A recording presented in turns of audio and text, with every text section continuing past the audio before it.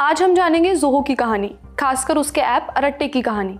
एक तरफ है स्वदेशी की फीलिंग को कैपिटलाइज करने की कोशिश और दूसरी तरफ है प्रोडक्ट पर उठते सवाल। एक तरफ है मेड इन इंडिया का सपना और दूसरी तरफ है मार्केट की हकीकत। बात शुरू हुई थी अक्टूबर 2025 से। अचानक जोहो नाम की एक इंडियन कंपनी चर्चा में आ गई। होम मिनिस्टर अमित शाह ने ट्वीट किया कि मैंने जोहो मेल पर शिफ्ट कर लिया है। आईटी मिनिस्टर अश्विनी वैष्णव ने कैबिनेट ब्रीफिंग में माइक्रोसॉफ्ट पावर पॉइंट की जगह जोहो शो का इस्तेमाल किया। बोले अच्छा लग रहा है ना। कई मिनिस्टर्स ने जोहो को एंडोर्स किया तो जोहो के मैसेजिंग ऐप अरट्टे के डाउनलोड्स भी बढ़ते चले गए। ऐप स्टोर और गूगल प्ले दोनों पर अरट्टे टॉप पर पहुंच गया था। इस बात को एक महीना भी नहीं हुआ था और अब अरट्टे की रैंकिंग टॉप 100 में भी नहीं है। जोहो के वूहू वाले दिन इतनी जल्दी कैसे बदल गए? श्रीधर वेम्बू जो जोहो के फाउंडर हैं, वो इससे नाराज होकर इंडियंस के बारे में क्या ऊटपटांग कमेंट कर गए हैं। क्या कहा है उन्होंने, क्यों कहा, सब जानेंगे। नमस्ते, मैं हूं श्रुति और आप देख रहे हैं खर्चा पानी। सितंबर में अरट्टे के डेली साइनअप्स लगभग 3000 थे। अक्टूबर में ये आंकड़ा बढ़कर 3,50,000 तक पहुंच गया, यानी करीब 100 गुना ज्यादा। लेकिन नवंबर आते आते पूरी तस्वीर बदल गई। 4 नवंबर तक अरट्टे की रैंकिंग गूगल प्ले पर 105 थी और ऐप स्टोर पर 123। टॉप 100 ऐप्स की लिस्ट से बाहर। मंथली एक्टिव यूजर्स भी अब कुछ 40 लाख के करीब रह गए। जो ऐप अक्टूबर में सबसे ऊपर थी वो नवंबर में टॉप 100 से बाहर। ऐसा क्यों हुआ? ये समझने से पहले थोड़ा जोहो और अरट्टे को जान लेते हैं। जोहो कॉर्पोरेशन की शुरुआत 1996 में हुई थी। शुरुआत में इसका नाम था एडवेंट नेट। फाउंडर्स हैं श्रीधर वेम्बू और टोनी थॉमस। पहले ये नेटवर्क मैनेजमेंट सॉफ्टवेयर बनाते थे। 2005 में जोहो ने क्लाउड बेस्ड एप्लीकेशंस लॉन्च किए, जैसे Zoho writer, Zoho CRM, Zoho sheets. फिर 2009 में कंपनी का नाम ऑफिशियली जोहो कॉर्पोरेशन हो गया। आज जोहो में कई बिजनेस एप्लीकेशंस हैं, ईमेल से लेकर CRM, अकाउंटिंग, HR, सब कुछ। और सबसे इंटरेस्टिंग बात, जोहो ने कभी बाहर से फंडिंग नहीं ली। ये पूरी तरह से बूटस्ट्रैप्ड कंपनी है, मतलब फाउंडर्स के पैसों से शुरू की गई कंपनी।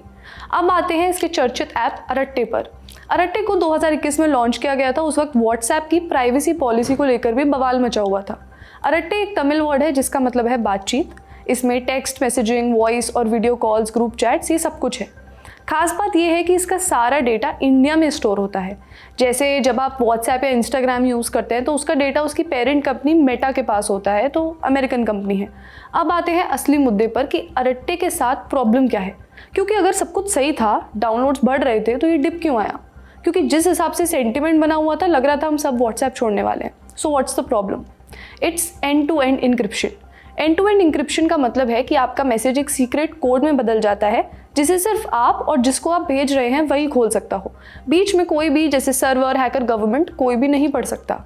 ये आपकी प्राइवेसी को प्रोटेक्ट करता है। अरट्टे में काफ़ी समय से वॉइस और वीडियो कॉल्स तो इंक्रिप्टेड थे, लेकिन टेक्स्ट मैसेजेस और चैट्स इंक्रिप्टेड नहीं थे। ये फीचर आज के ज़माने में बहुत ज़रूरी है और अरट्टे में ये फीचर नवंबर से ही शुरू हुआ है। इससे पहले टेक कम्युनिटी ने इस पर सवाल भी उठाए थे, प्राइवेसी से रिलेटेड सवाल।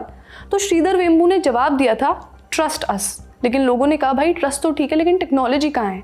नवंबर में फाइनली अरट्टे ने end to end encryption roll out करना शुरू किया, लेकिन तब अब थोड़ी देर हो चुकी है। लोगों ने ऐप का इस्तेमाल कम कर दिया। श्रीधर वेम्बू ने सोशल मीडिया एक्स पर एक पोस्ट में बताया कि अगर आप चाहते हैं कि आपकी चैट इंक्रिप्टेड हो तो उस फीचर को अब ऑन कर सकते हैं।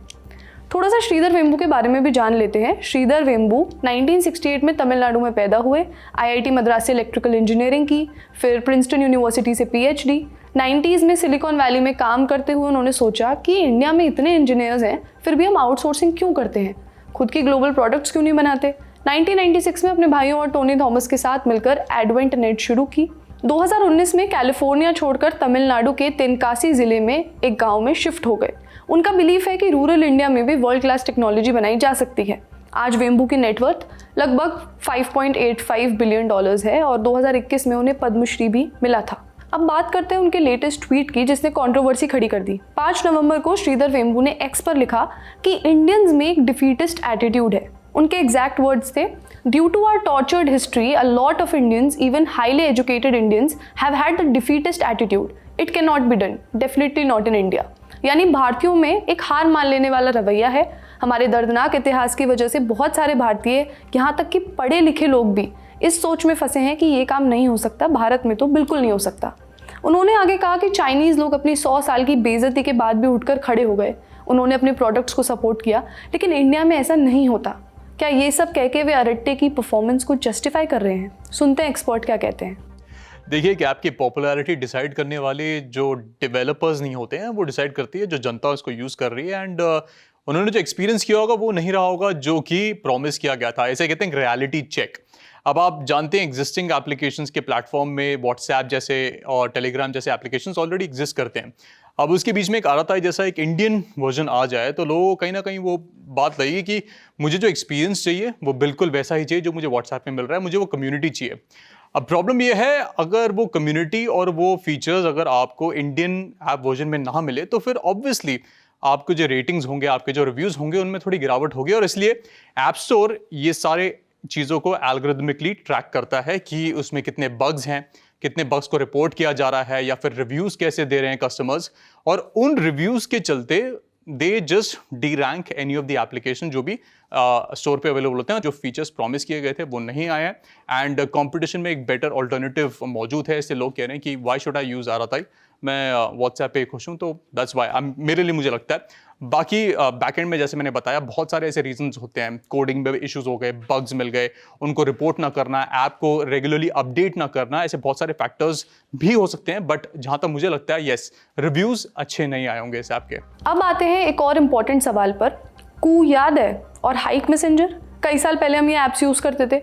कू लॉन्च हुआ था 2020 में, एक तरह से ट्विटर का इंडियन ऑल्टरनेटिव बनने की कोशिश की, सरकार ने भी प्रमोट किया, खूब डाउनलोड्स हुए, लेकिन 2024 में shut down.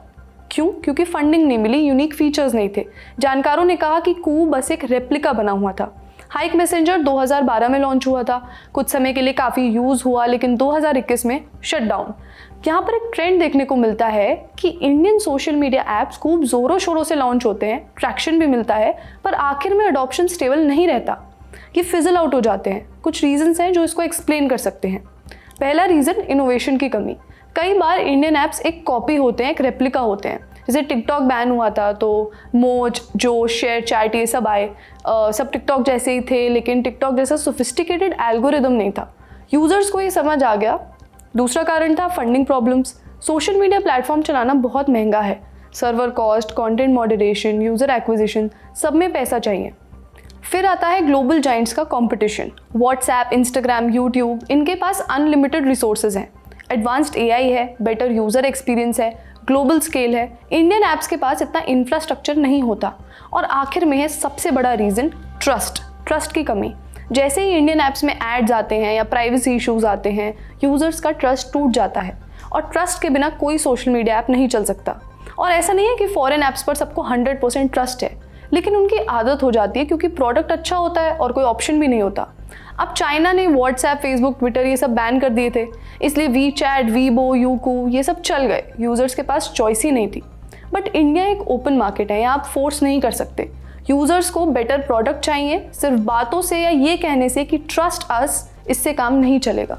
If you are late to the party, English में कहावत है, अगर आप लेट कुछ भी चीज़ शुरू कर रहे हैं, चाहे आप जितना भी अच्छा करने की कोशिश करें, उसका कुछ फ़ायदा होने नहीं वाला है। और यही कहीं आई थिंक इंडियन ऐप्स की कहानी रही है। जब भी कोई भी इंडियन एप्लीकेशन प्लेटफॉर्म में आया है, आफ्टर UPI इंटीग्रेशन, जो मैं कहूँगा एक ऐसी टेक्नोलॉजी है, एक ऐसा ऐप इकोसिस्टम है जो कि सक्सेसफुल रहा है, इंडिया ने जब बनाया है। लेकिन बाकी चलते आप सोशल मीडिया देख लीजिए, आप मेलिंग सिस्टम्स देख लीजिए, हर एक प्लेटफॉर्म में, हर एक इकोसिस्टम में अमेरिकन्स ने या फिर किसी और देश ने पहले ऐप को लॉन्च कर दिया है, और इंडियंस ने कोशिश की है कि उसी चीज को डुप्लीकेट या रेप्लिकेट करने की। आपको एक एग्जांपल दे सकते हैं, बहुत सारे, जब इंडिया में टिकटॉक का बैन हुआ था तो बहुत सारे ये इंडियन एप्लीकेशन प्लेटफॉर्म्स ने उस मॉडल को रेप्लिकेट करने की कोशिश की थी, लेकिन फिर भी नहीं कर पाए। चिंगारी, मुझे याद है एक ऐसा एक ऐप आया था, उन्होंने ऑनबोर्ड करना चाहा इंडियन जो यूजर बेस है जो टिकटॉक में था, लेकिन फिर भी सक्सेस नहीं कर पाए। और यही कहानी है, कहीं ना कहीं अपॉर्चुनिटी आ जाती है, लेकिन फिर भी इंडियन इकोसिस्टम है, जो ऐप डेवलपर्स हैं,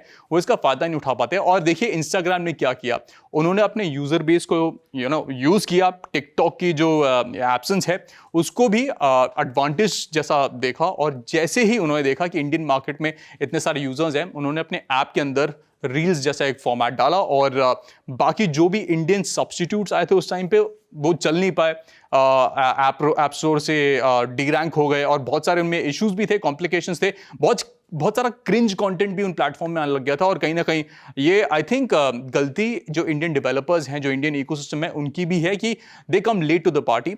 आपको थोड़ा आगे की सोचनी चाहिए कि यूजर है, उनकी जो परेशानियां हैं उसके लिए एड्स बनाए, पहले बनाए, ये नहीं कि आप कॉपी करने की कोशिश करें। एंड ये सबसे बड़ी प्रॉब्लम भी है इंडियन ऐप डेवलपर्स की, कि आप हमेशा कॉपी करने की सोचते हैं।